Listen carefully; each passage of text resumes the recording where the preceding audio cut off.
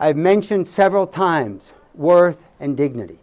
These are the distinctions, and I'm going to define them, I'm going to operationalize them, that we work with, beginning with worth. Definition of worth, the quality, again, a quality, ineffable, of a person or thing that lends importance and value measurable by the esteem in which the person or thing is held. Now, there are at least two ways we use the word worth that get everybody confused. There is the worth of being. All people are worthy of life, liberty, and the pursuit of happiness. This is unprovable. It is an axiom. In fact, would human beings have worth if we were not human? Right?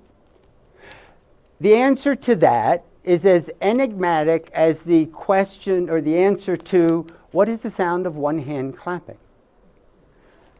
You can't answer that because the definition of clapping has two hands. You can't answer this because the definition of human worth involves being human.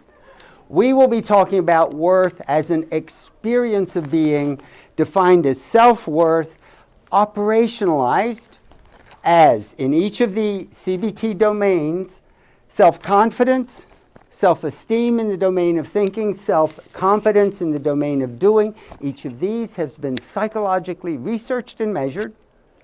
We know it is developmental, beginning with babies just do, competence.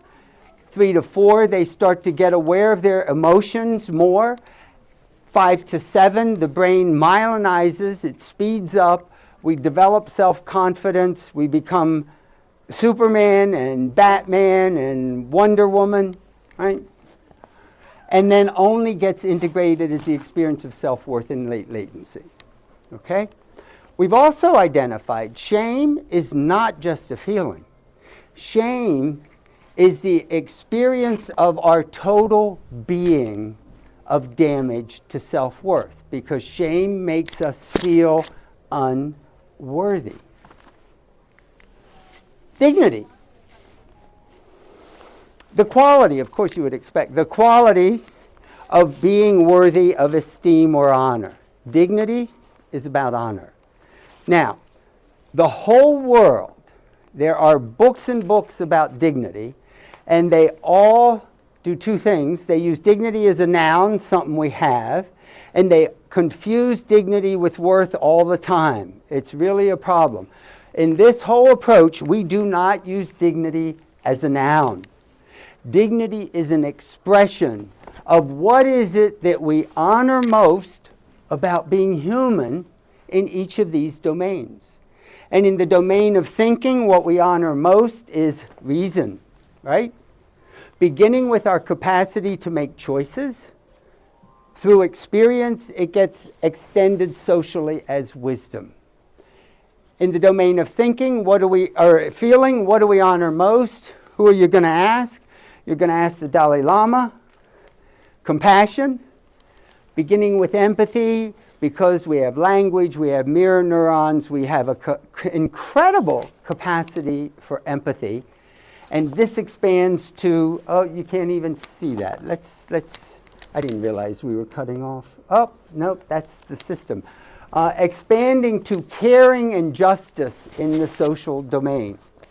And when we look at what is it in human experience that we honor most about action, it is courage. Being able, with our knowledge of consequences, to give our life for something.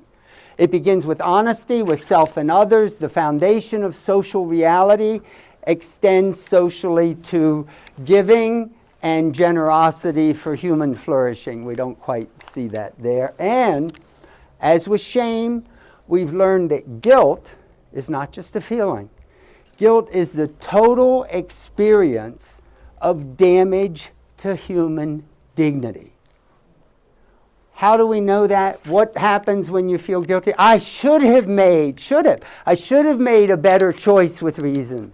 I should have had more empathy and compassion. I should have had more courage and been honest to stand up for myself. That's guilt.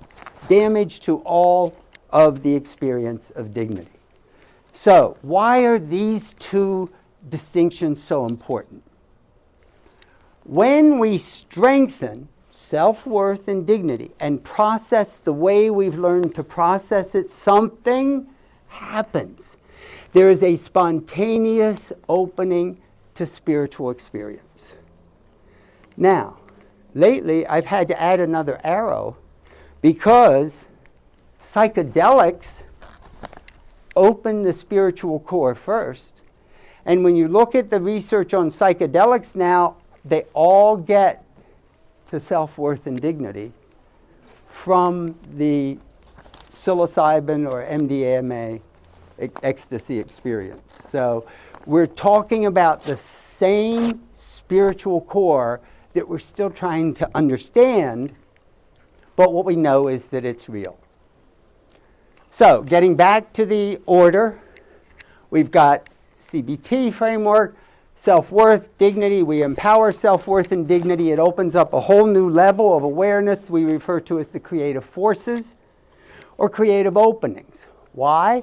When this happens, it's powerful. It is forceful. And we'll talk about how that happens.